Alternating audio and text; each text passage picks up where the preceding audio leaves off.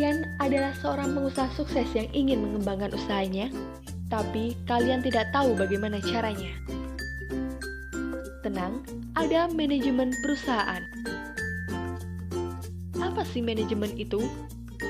Manajemen merupakan suatu proses yang dilakukan oleh sekumpulan orang atau organisasi yang dibentuk untuk mencapai tujuan. Manajemen sendiri memiliki 3 fungsi utama, yakni yang pertama, fungsi perencanaan. Fungsi perencanaan merupakan aktivitas strategis perusahaan dalam menyusun hal-hal yang akan dikerjakan.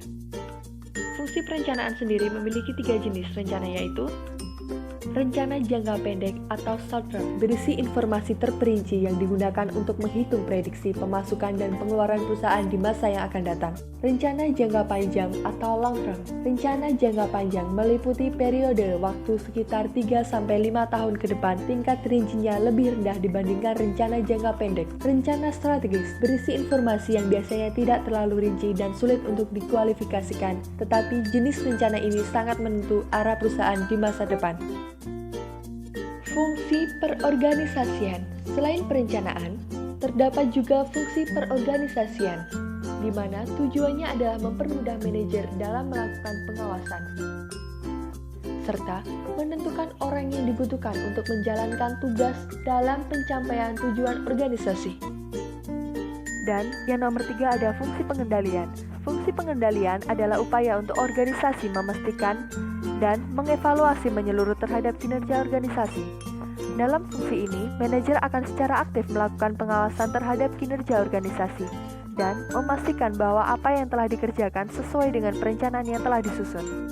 Tujuan dan peran akuntansi biaya dan akuntansi manajemen. Akuntansi biaya digunakan sebagai alat untuk mengukur nilai persediaan yang dilaporkan di laporan posisi keuangan. Tujuan perusahaan menggunakan 2 pendekatan dalam menghitung nilai persediaan.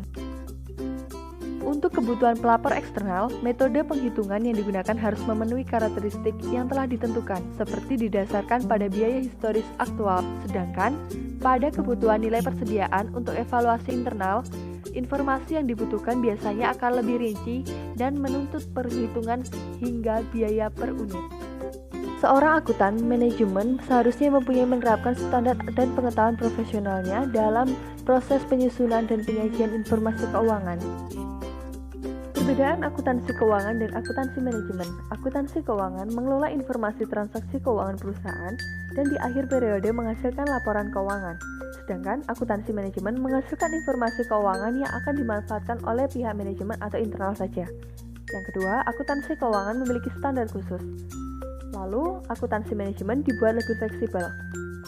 Yang ketiga, akuntansi keuangan memiliki sifat berorientasi terhadap masa lalu, sedangkan akuntansi manajemen memiliki sifat berorientasi terhadap masa depan. Yang keempat, akuntansi keuangan menghasilkan laporan keuangan yang menggambarkan kondisi dan performa suatu perusahaan. Sedangkan, akuntansi manajemen menghasilkan suatu laporan yang spesifik serta rinci untuk menggambarkan suatu masalah yang terjadi. Informasi manajerial atau kegunaan, sumber, dan kategorinya. Manajemen membutuhkan informasi untuk dasar pengambilan keputusan. Manajer memperoleh informasi melalui sumber internal dan eksternal. Contohnya, data mengenai pesaing dan regulasi yang diterbitkan pemerintah. Sistem akuntansi manajemen menyediakan informasi mengenai pendapatan serta biaya. Dengan menggunakan informasi, manajer akan membuat suatu keputusan jangka pendek dan jangka panjang. Peran akuntan dan tanggung jawab etisnya. Tanggung jawab memiliki prinsip yang berasal dari hubungan antara atasan dan bawahan, di mana atasan memiliki wewenang untuk meminta pihak lain untuk menjalankan pekerjaan tertentu. Kode etik yang mengikat profesi akuntan manajemen ditetapkan. Yang pertama, standar mengenai perilaku etis, dan seorang akuntan manajemen harus memiliki kompetensi yang cukup dan terus mengembangkan kompetensi tersebut untuk memenuhi tanggung jawab pekerjaannya.